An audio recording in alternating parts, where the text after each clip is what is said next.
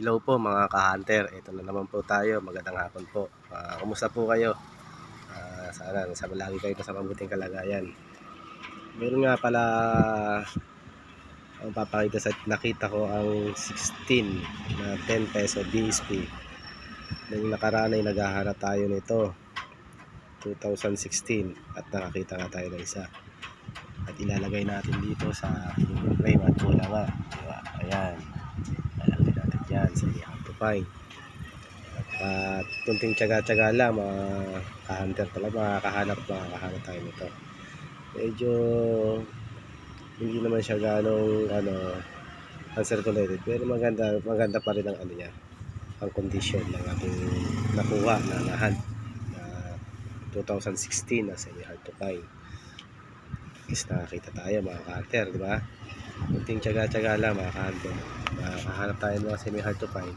At meron kayong nakita ngayon ito, semi-hard to find, ito ay binibili rin sa halagang 100 to 300 pesos. Basta depende po sa inyong condition ng inyong barya. Ito ay hindi po naman masyado kagandahan, pero okay pa. At maganda pa ang kanyang mga picture.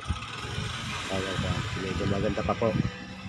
At ito po ang 2018 na NGC coins. Ayan po, nakikita nyo po, frost. Nakahanap din tayo ng isa. Ayan po ay frost. Nakita nyo po mga ka-hunter, ayun yung frost nya,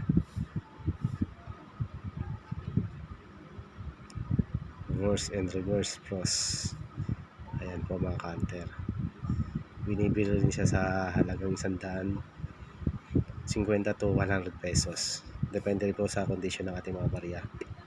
Depende rin po sa collector na bibili sa inyo.